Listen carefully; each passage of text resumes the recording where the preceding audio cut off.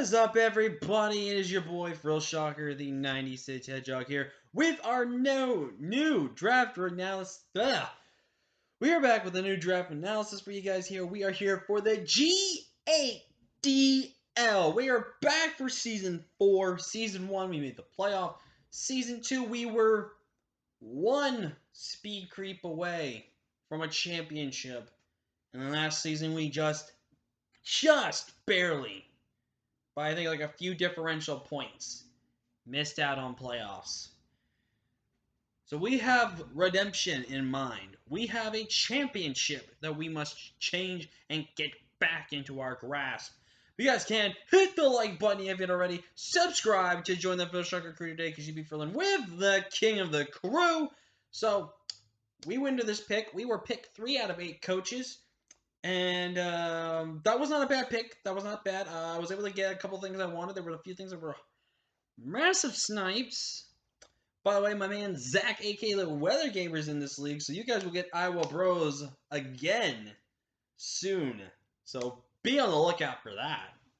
By the way, don't worry about the week 6, week 8. This video will obviously get uploaded after I've played those games, so don't worry about having to tell me, oh, really, those team bullshit. But you know what I mean. So let's get into this. So I was picked 3, and there was a lot of stuff that was left to me on the board. G-Max Blastoise actually surprisingly went first overall because it was my buddy Jake, who we actually faced week 1. So surprisingly enough, back-to-back weeks we'll be facing Jake in week 1. That's funny. But yeah, I think there could have been a lot of better stuff he could have grabbed in his first pick. Urshifu Rapid Strike went. That was really upsetting because I would have really wanted that, because we actually banned it Single Strike. I don't know why we banned Single Strike, but you know, it is what it is. So I was thinking to myself, do I want to try something new? Do I want to try something this? Do I want to get my G-Max right now?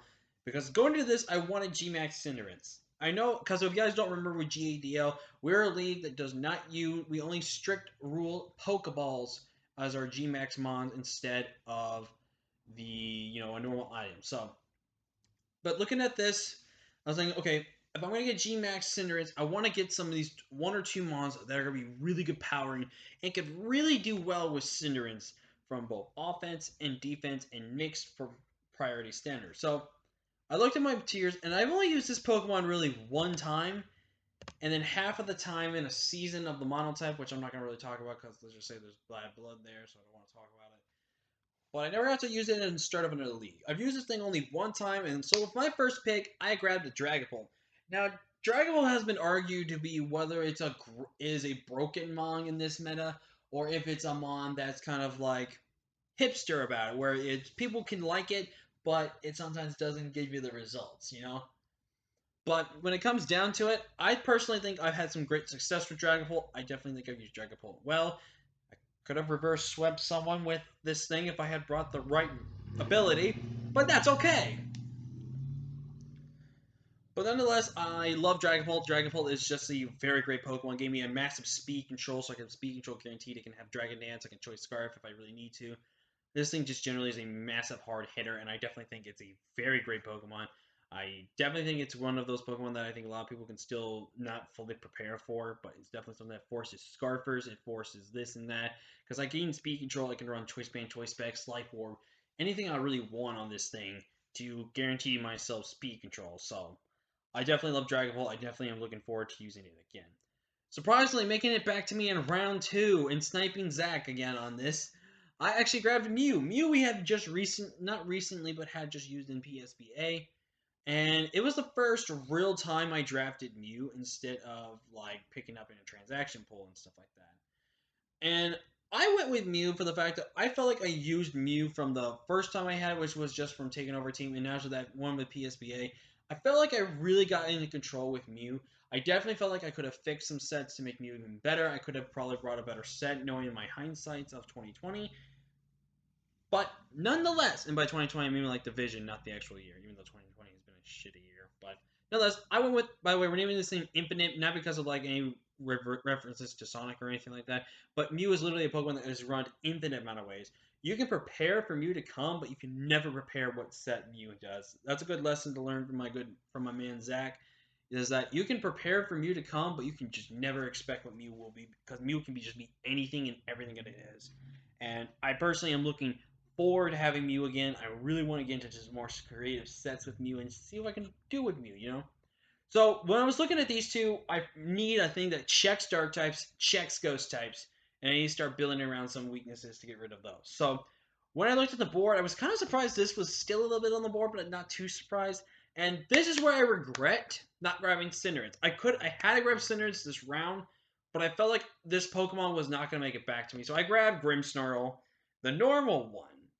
And then right after this, G-Max Cinderace gets taken up. And I was like, I should have went. I knew I should have, but I couldn't risk something like Grimmsnarl, dude. Grimmsnarl is so good this format. Prankster with screens, light with Thunder Wave as well. This thing is super really good. There's good creative sets with bulk up, rest, and sleep talk. It's so good,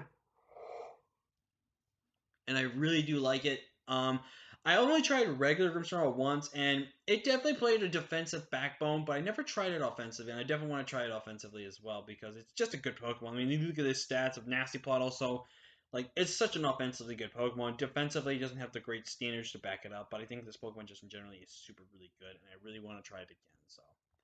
Not gonna talk too much about Blastoise. I've used Blastoise several times, but generally this thing is a really good defensive pivot mon, defensive taking pivot mons, good rocking helmet user. Got access to body press this generation.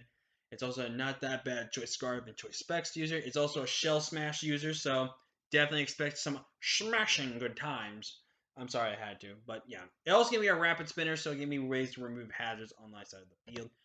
And this was originally Crocodile, but I needed a better answer to fairies, and this ain't a better answer to fairy. I also need better chances to help my ground weakness.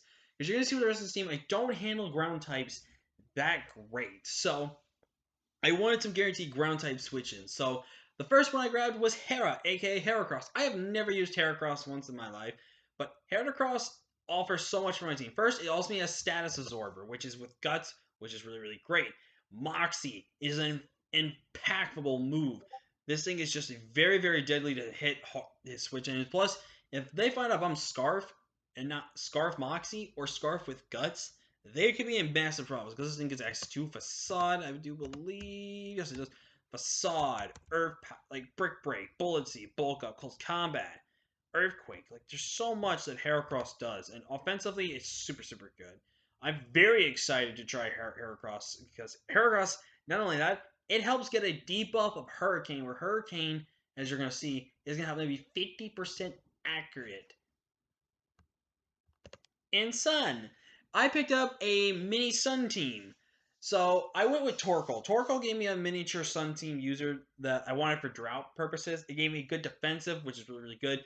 Gave me a good user of heavy duty boots. It gave me another rapid spinner, another shell smash user to use shell smash. I have uses and I'll pretty much have 6-0'd someone with it. Go check it out in later videos, but I wanted Torkoal. Torkoal was actually a pretty good Pokemon I tried the first time. It was just a random fire type I had in the team, but it was honestly a really great fire type, and I want to try Torkoal again. And Torkoal is a better Sun user than Ninetales because, I mean, Ninetales gives you speed, which is good, but it doesn't give you a good abuser like Torkoal does, and offers so much more. So when it came to that, I really need to start patching my ground weakness, and I need to get at least one defogger for this team. And I picked up Skara, aka my Skarmory here. Skarmory gave me another really good defensive pivot mon. Gave me another one where gave me a mon with spikes, which is really, really good. Also, I believe does it get Stealth Rocks? He also gave me another Stealth Rock user. This Pokemon just overall is a very, really good Pokemon. And I've never used Skarmory, so I'm very excited to try out a good amount of this team. There's some mons I've never used, and then mons I've used only once or twice. So pretty much a good team that's normal. Shoulder pads I've used in the APA Indigo. I'm not going to do too much, but really good amounts who really just take advantage of weakness policies. A good Salt Vest user, another Stealth Rocker for this team. And if I have any potential Trick Room users, set up that Trick Room, get this thing in, and you just click buttons versus my opponent's teams. We got Licky Licky, Bounce Man. I pretty much wanted a good Wish Pass user, also a good Cloud9 user to ignore my weather, but also annoy other people's weather in case there was a battle between teams, which there are a few weather teams, but I wanted something also that was really good defensively as well, and you just Wish Pass. We got Sparks, my Luxray. I had to grab this thing again, dude. I love it in WC, so I had to draft it again, but we already know what this is. It's another status absorber with Guts. It's also good Intimidate users for any defensive pivoting sets as well, and also a good Volt Switcher with Volt Switch. And also, our G-Max is G-Max Venusaur, Sun, Chlorophyll. You know where the rest. But that's going to be for me, guys. Leave a like, comment, share, subscribe. We'll see you guys in the week 1 battle. So next time, guys, I'm Phil Hedgehog. Peace!